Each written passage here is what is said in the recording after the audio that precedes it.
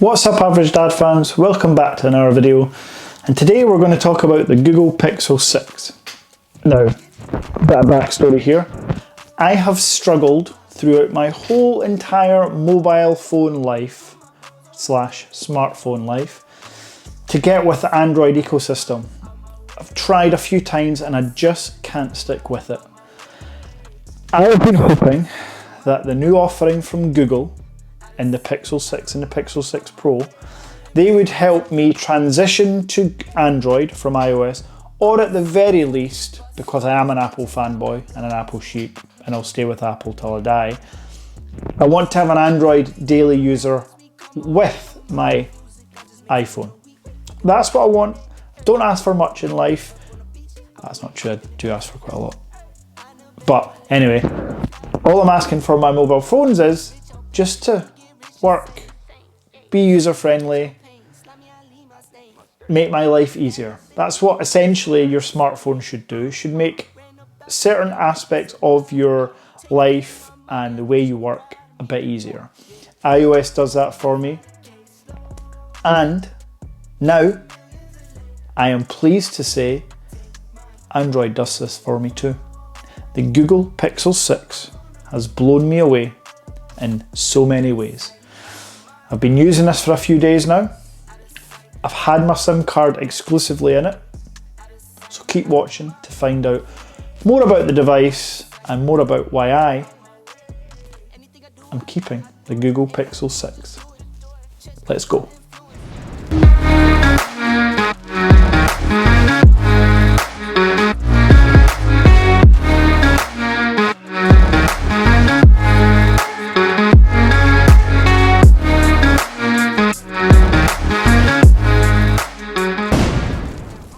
So firstly, let's talk about the actual device. The Google Pixel 6 comes in a 6.4 inch frame.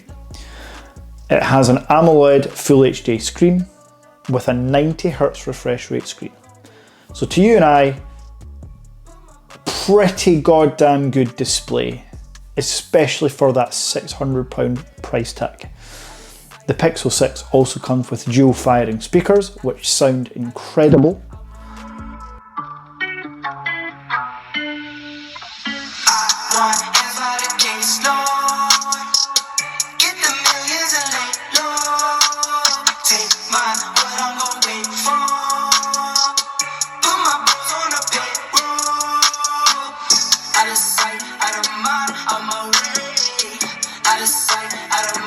And this is not just for the price, they just sound incredible compared to any 2021 flagship.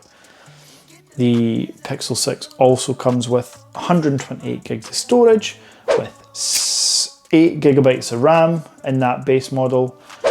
More than enough for most people using their smartphone on a daily basis. The device comes with dual camera. That's a 50 megapixel main sensor with a 48 megapixel ultra wide sensor, a flash and a microphone at the front, in that beautiful camera visor.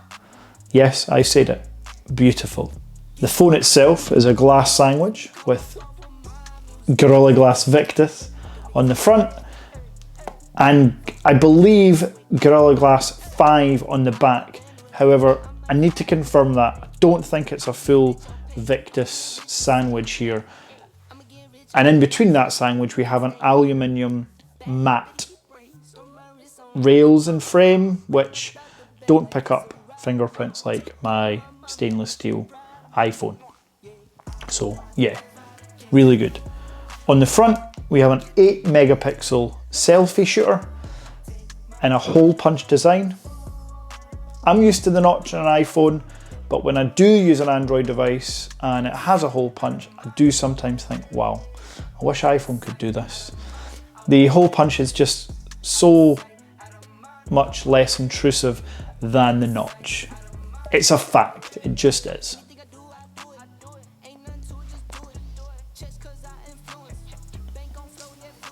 So let's talk about the internals. What have we got packed inside? Well, I've mentioned the RAM and the storage, which you can upgrade.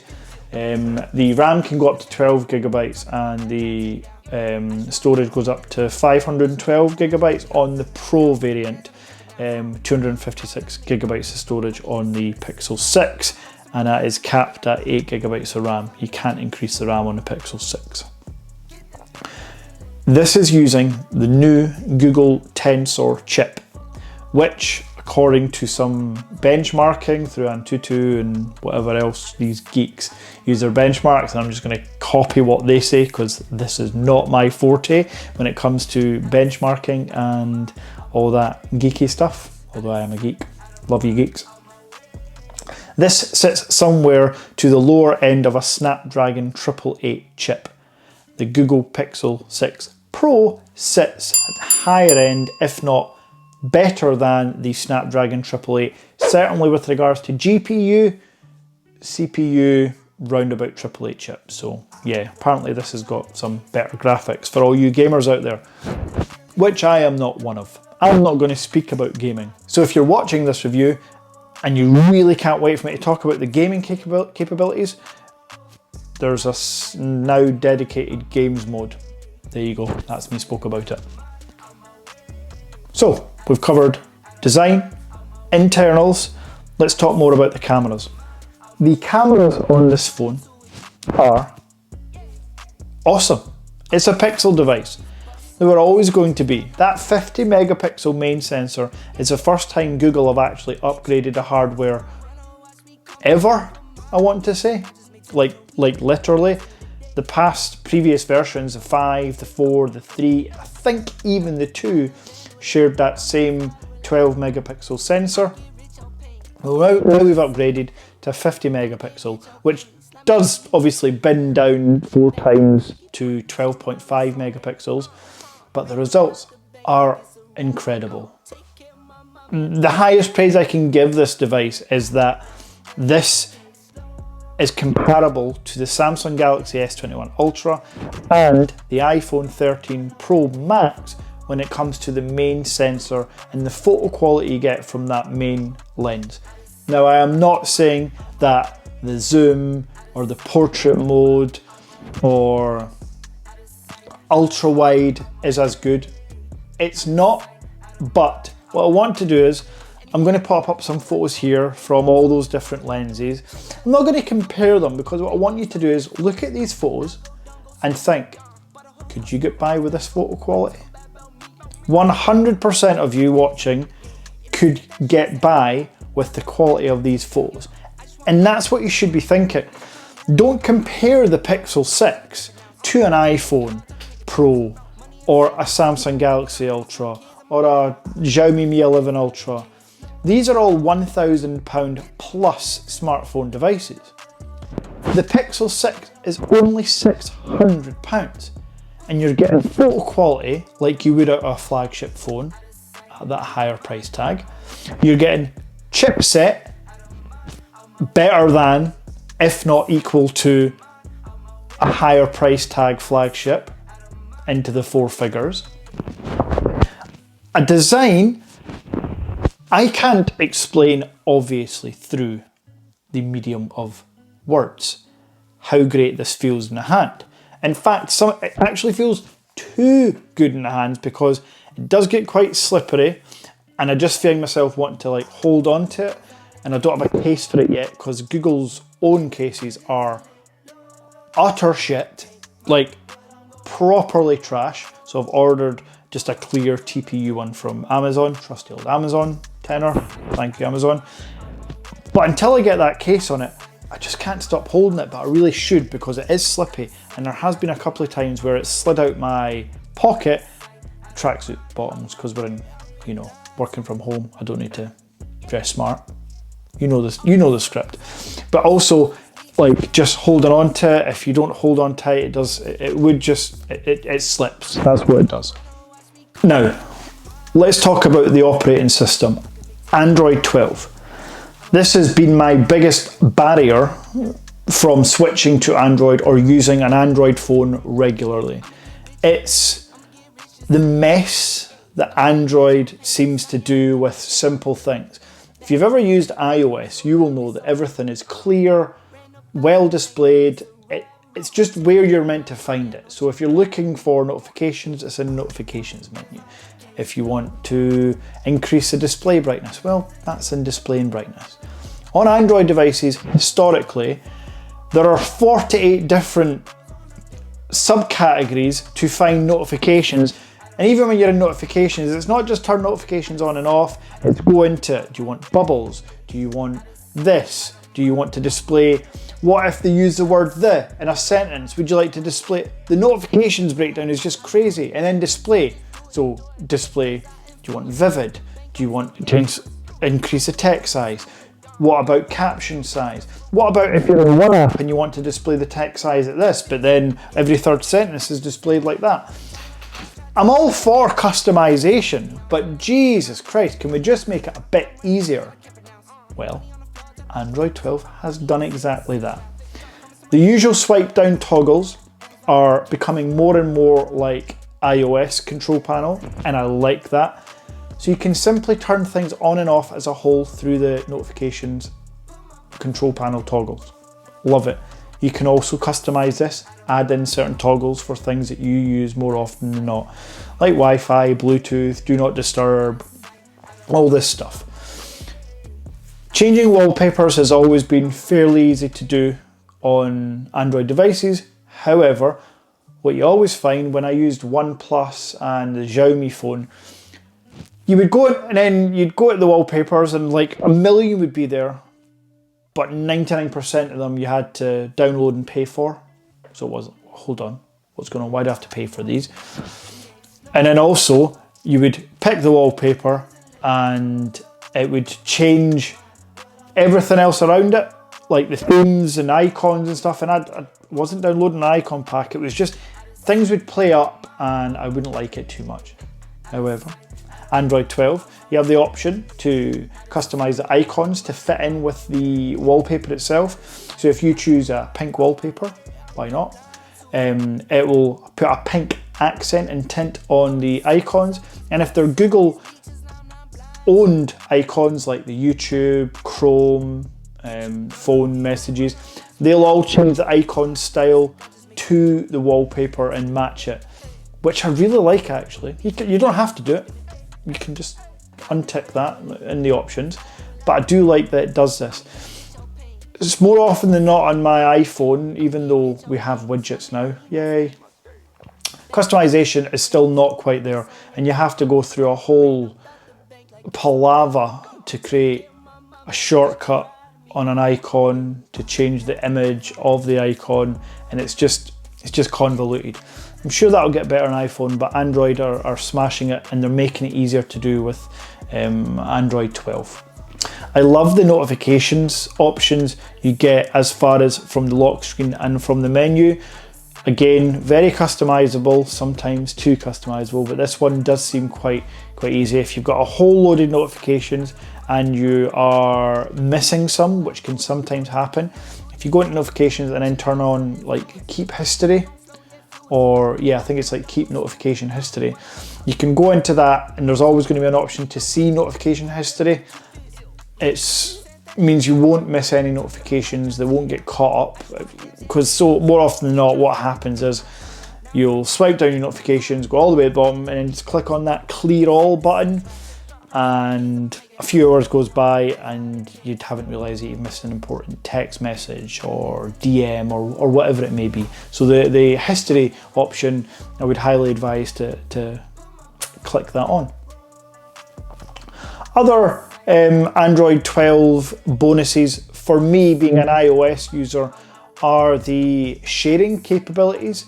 I have found it super easy to, first of all, set up the phone. I think is one thing I should say is, in the box you get the smart connector. So you just plug in your Pixel device, tether it to the iPhone device, your iPhone, with the cable. It transfers all the data. And because I use Google Chrome on my Mac, it actually transferred all my Google settings as well. So your password, because you sign in with your Google ID.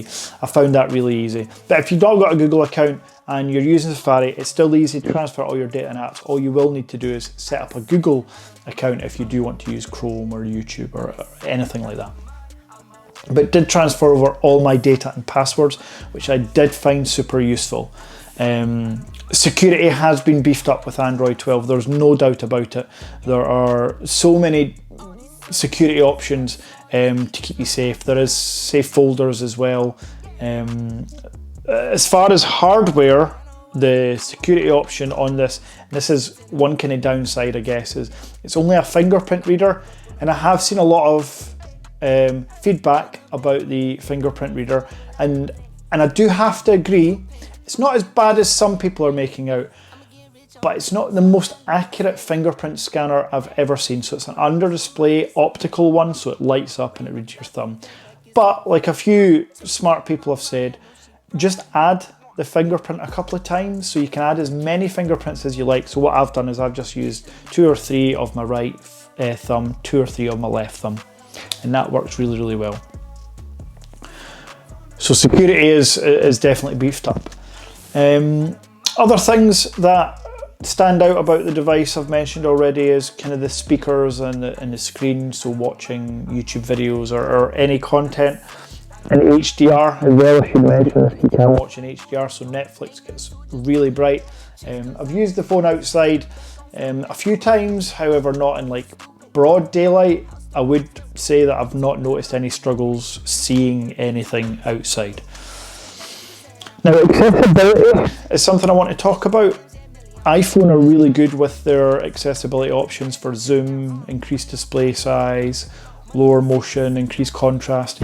Android have done the exact same thing. In fact, maybe even a bit more. There are, as always Android, there are options within options.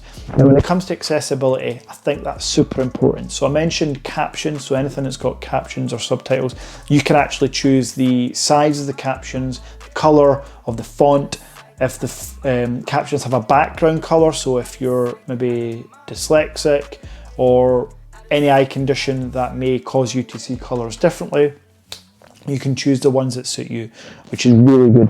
There's a text back option that you can turn on, and there's a tutorial. Essentially, it will just speak out everything on the screen when you receive a message, when you're reading a website. So if you are visually impaired or blind, this will help greatly.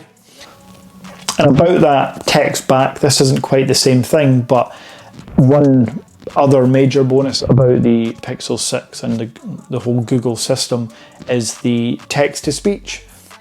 It's incredible. It's really unbelievable. I speak at my normal pace with my normal accent, and it just picks every word up. It recognises if you're saying delete, line space, return, smiley face emoji, all that. It recognises everything. Like 99.9% accuracy with that as well. So it's probably 99.9 times better than Siri. Siri is useless. I will hear none of it. Siri is useless, not getting better. I've had iOS for years. I've had my iPhone for over a year, and it still doesn't understand simple things like call my wife or whatever I tell it. And I think that's it. Again, to sum up, I am keeping the Google Pixel 6. I'm going to use it every day. Much like my iPhone 12 Pro Max, I'll still continue to use day in, day out. Bought an iPhone 11 Pro just because I wanted a smaller device. I actually bought it recently through Amazon Renewed for a really good price actually. I'll probably make a separate video on that. But I just fancied I just wanted to remember what it was like to have like a less than 6-inch phone. It's actually quite nice. You do forget how good a 5.8-inch screen can be. Yeah, anyway, I'll make a separate video on that. Maybe using an iPhone 11 Pro in 2021. I don't know what I'll call it. Comment down below if you've got any questions about the Google Pixel 6. I hope I've kind of covered off as much as possible about the phone. I'm probably forgetting something. I mean, I'm no MKBHD, let's be honest. So, if you have indeed liked the video, you know what to do. And subscribe for more content. I may well make a comparison video. I may well make other videos about other tech so subscribe to see more. I've got the Apple Watch Series 7 that I'm kind of testing out just now. I've been using that for a week, really enjoying it. Yeah, thanks for watching.